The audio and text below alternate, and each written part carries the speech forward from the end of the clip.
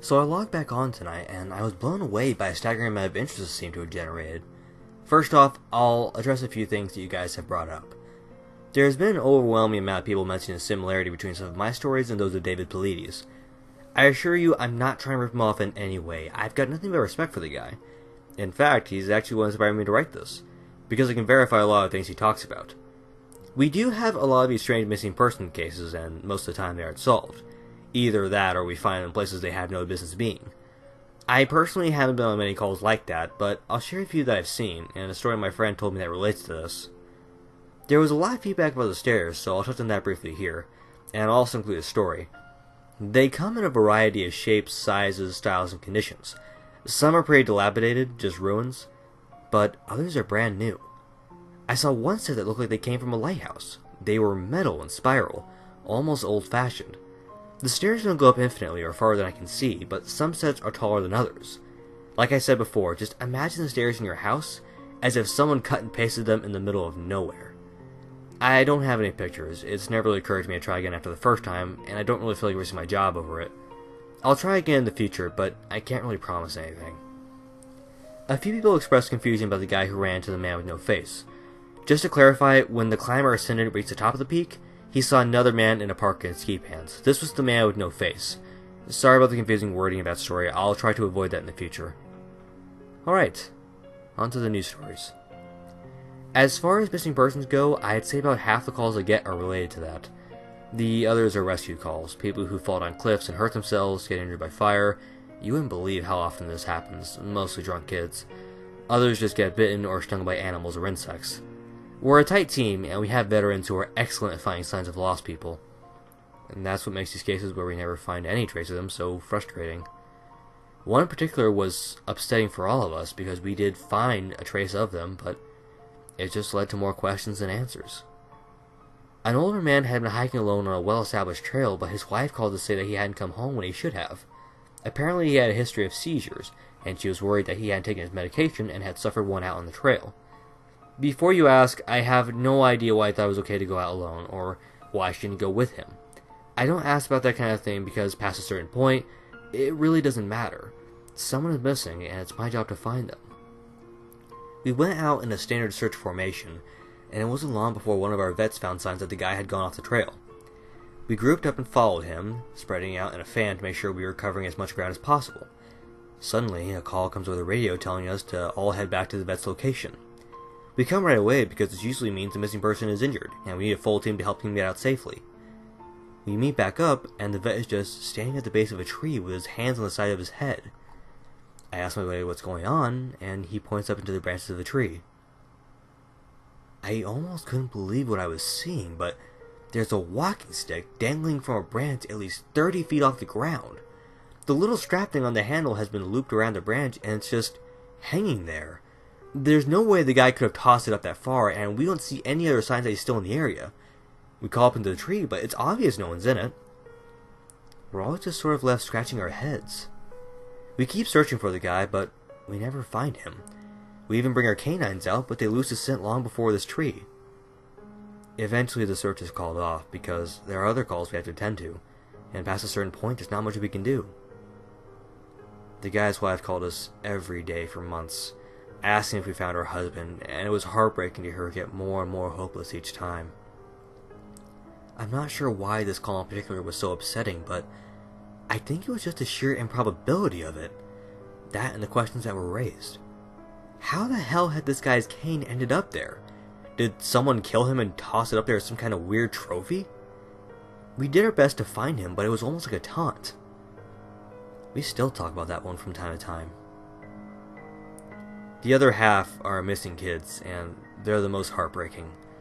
It doesn't matter what circumstances they go missing under, it's never easy, and we always dread the ones we find deceased. It's not common, but it does happen. David Paulides talks a lot about kids SCR teams finding places they shouldn't be, or couldn't be. I can honestly say I've heard about this kind of thing happening more than I've seen it, but I'll share one of the ones that I think about a lot that I witnessed personally. A mother and her 3 kids were out for a picnic in an area at the park that has a small lake. One is 6, one is 5, and the other is about 3. She's watching them all really closely. and according to her, she never lets them out of her sight at any time. She never saw anyone else in the area either, which is important. She packs her stuff up and they start to head back into the parking area. Now, this lake is only about 2 miles into the woods, and it's on a very clearly established trail. It's almost impossible to get lost getting from the parking area to it, unless you're deliberately going off the path like some kind of imbecile. Her kids are walking in front of her when she hears what sounds like someone coming up the path behind her. She turns around, and in the 4 or so seconds she's not looking, her 5-year-old son vanishes. She figures he stepped off the trail to pee or something, and she asks her other two where he went. They both tell her that a big man with a scary face came out of the woods next to them, took the kid's hand, and led him into the trees. The 2 remaining kids don't seem upset. In fact, she says that later it seems they've been drugged. They're sort of spacey and fuzzy, so of course she freaks out and starts looking frantically in the area for her kid. She's screaming his name, and she says at one point that she thinks she heard him answer her. Now, obviously, she can't go blindly running into the woods. She's got the other 2 kids, so she calls the police and they send us out immediately. We respond and we start the search for him. Over the course of the search, which spans miles, we never find a single trace of the kid. Canines can't pick up any scent. We don't find any clothing or broken bushes or literally anything that would signify a child being there. Of course, there is suspicion about the mother for a while, but it's pretty clear that she's completely destroyed by the whole thing. We looked for this kid for weeks with a lot of volunteer help, but eventually the search peters out and we have to move on. The volunteers keep searching though, and one day we get a call on the radio letting us know that a body has been found and needs to be recovered. They tell us the location, none of us can believe it. We figured it had to be a different kid, but we go out there, about 15 miles from the site where he vanished, and sure enough, we find the body of the kid we've been looking for. I've been trying to figure out how this kid got where he did ever since we found him, and I've never been able to come up with an answer. A volunteer just happened to be in the area because he figured he might as well look in places no one else would think of to find on the off chance the body had been dumped. He comes to the base of a tall, rocky slope, and halfway up, he sees something. He looks through his binoculars, and sure enough, it's the body of a little boy, stuffed in a little opening in the rock. He recognizes the color of the kid's shirt, so he knows right away that it's the missing boy. That's when he calls it in, and we're dispatched. It took us almost an hour to get his body down, and none of us could believe what we were seeing. Not only was this kid 15 miles from where he started, there was no possible way he could have gotten up there on his own. This slope is treacherous, and it's hard even for us with our climbing gear to get up there. A 5-year-old boy had no way of getting up there, of that I'm certain. Not only that, but the kid doesn't have a scratch on him.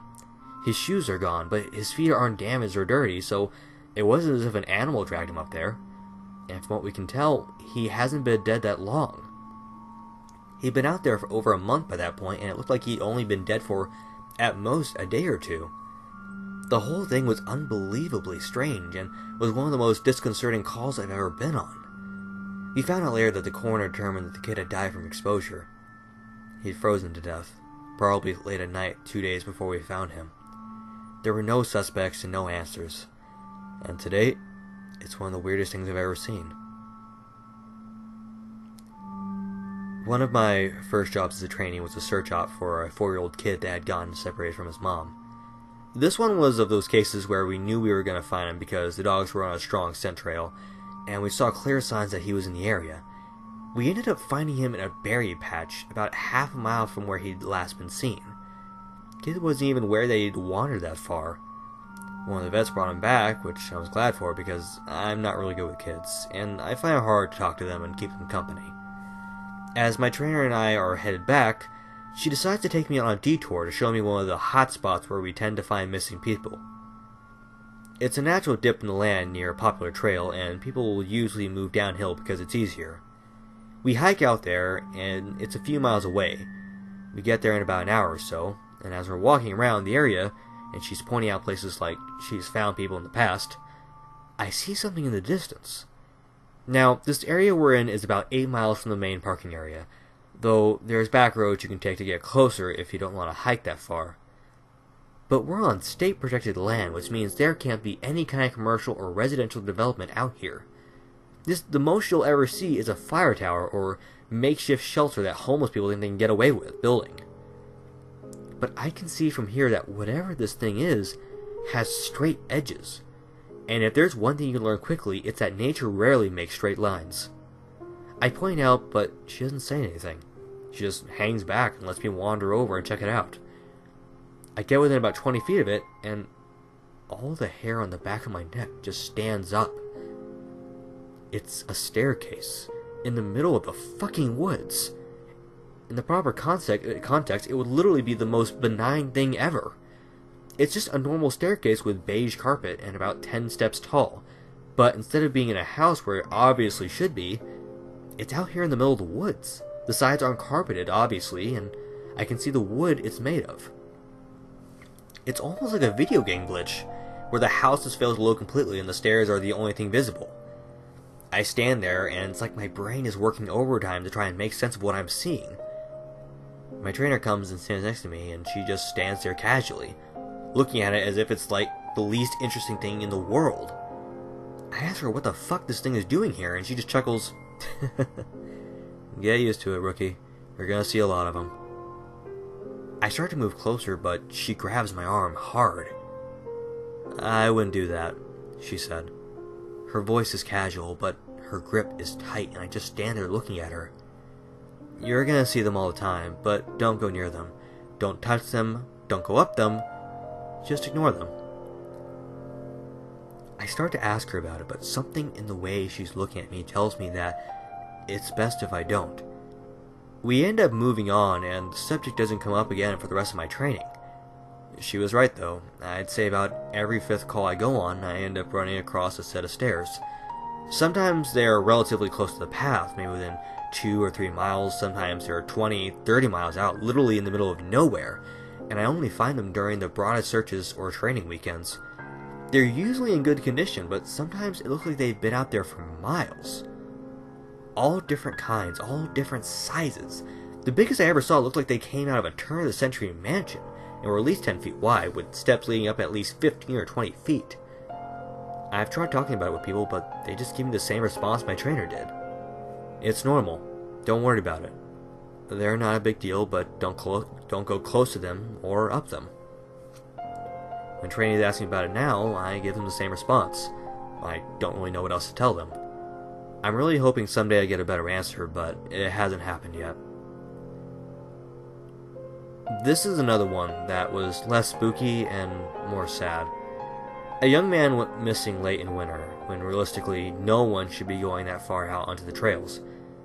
We closed up a lot of them, but some remain open year-round, unless there is a shitload of snow. We didn't opt for him, but we had about 6 feet of snow on the ground. It was unusually heavy snow here, and we knew it wasn't likely that we'd find him until spring when the thaw came. Sure enough, when the first big thaw came, a hiker reported a body a little ways off the main trail. We found him at the base of a tree in a pile of melted snow. I knew right away what had happened, and it scared the living shit out of me. Most of you who ski or snowboard or spend any amount of time on a mountain will probably have guessed too. When snow falls, it doesn't collect as thick in the areas behind the branches. It happens most with fir trees because they have a lot of closed umbrella shapes. So what you end up with is a space around the base of a tree that's filled with a mixture of loose, powdery snow, air, and branches. They're called tree wells, and they're not immediately obvious if you don't know what you're looking for. We put up signs in the window center, big ones, letting people know how dangerous they are, but every year that we get an unusual amount of snow, at least one person doesn't read them, or doesn't take the warning seriously, and we find out about it in spring. My best guess is that this young man was hiking and got tired or maybe cramped from walking in the deep snow. He went to go sit at the base of the tree, not knowing that there was a tree well, and fell in. He got stuck with his feet up, and the surrounding snow caved in around him. Unable to free himself, he suffocated. It's called snow immersion suffocation, and it doesn't usually happen except in really deep snow. But if you get stuck in a weird position like this guy did, even 6 feet of snow can be lethal. What scared me the most was imagining how he must have struggled. upside down in the freezing cold. He didn't die quickly. The snow would have formed a dense, heavy pile on top of him, and it would have been literally impossible to get out. As it got hard to breathe, he would have known what was happening. I can't even imagine what he was thinking in his last moments. Oh, a lot of my less outdoorsy friends want to know if I've ever seen the Goat Man while I've been out on calls. Unfortunately, or I guess fortunately, I've never had anything quite like that happen. I guess the closest was the whole black-eyed man thing, but I didn't see anything. However, there was one call where I had something kind of similar happen, but I'm not sure I'm willing to chalk it up to the Goat Man. We got a report that an older woman had fainted along one of the trails and needed assistance getting back down to the main area. We hike up to where she's at, and her husband is just beside himself. He runs, well, I guess more jogs, to us and tells us that he was a little ways off the trail looking at something when his wife starts screaming behind him. He runs back to her, and she's passed on the trail. We get her on a backboard, and as we're getting her down to the welcome center, she comes to and starts screaming again. I calm her down and ask her what happened. I can't remember verbatim what she said, but essentially what happened was this. She'd been waiting for her husband when she started hearing this really strange sound. She said it sounded sort of like a cat, but it was off somehow, and she couldn't quite figure out why. She went a little ahead to try and hear it better, and it sounded like it was coming closer. She said the closer it got, the more uneasy she was, until she finally figured out what was wrong. I do remember this next part, because it was so weird that I don't think I could forget it if I tried. She said, "It wasn't a cat. It was a man saying the word meow over and over. Just meow, meow, meow." But it wasn't a man. It couldn't have been, because I've never heard a man make his voice buzz like that. I thought my hearing aid was going out, but it wasn't. I adjusted it, and it still sounded all buzzy. It was awful. He was coming closer, but I couldn't see him, and the closer he got, the more scared I was. And the last thing I remember was a shape coming out of the trees. I guess that's when I fainted. Now, obviously, I'm a little perplexed as to why a guy would be out in the fucking woods chanting meow meow at people. So once we got down the mountain, I tell my superior that I'm going to go search the area to see if I can find anything. He gives me the go-ahead, and I grab a radio and hike back to where she fainted. I don't see anyone, so I keep going about a mile more, and when I head back, I go off the trail to see if I can figure out where she saw him coming from. It's almost sunset by this point, and I don't have any desire to be out at night alone, so I just sort of write it off and make a mental note to check it out again tomorrow. But as I'm headed back, I start to hear something in the distance. I stop and I call out for anyone in the immediate area to identify themselves. The sound didn't come closer or get louder, but it sounded exactly like a man saying meow meow in this really odd monotone. As comical as it may sound, it was almost like that guy in South Park with the electrolarynx, Ned. I go off the trail in the direction I think it's coming from, but I never seem to get closer. It's almost like it's coming from all directions. Eventually, it just sort of fades out, and I ended up going back to the Welcome Center. I didn't get any further reports like that, and even though I went back to that area, I never heard that exact sound again. I suppose it could have been some stupid kid out there fucking with people, but even I have to admit it was weird. So this kind of turned into a massive wall of text, and for that I apologize. I wanted to get to the stories that my friend told me, and he does have some good ones, so I'll post those tomorrow evening. I also have a few more of my own I think you guys will like. I'm sorry to keep you all in suspense again. Hopefully the stories here make up for it and help you get through the next 24 hours until I can post again. Edit. Since it seems like all of you would like to hear more, tomorrow I'll write up as many stories as I can and do a massive post. I'll include my friend's stories, and I'll also see if I can get a hold of a few more people who might have interesting things to talk about. I just wasn't sure how many people felt like the big huge walls of text were any good, but if you're all okay with it, I'll make sure to post lots of stories.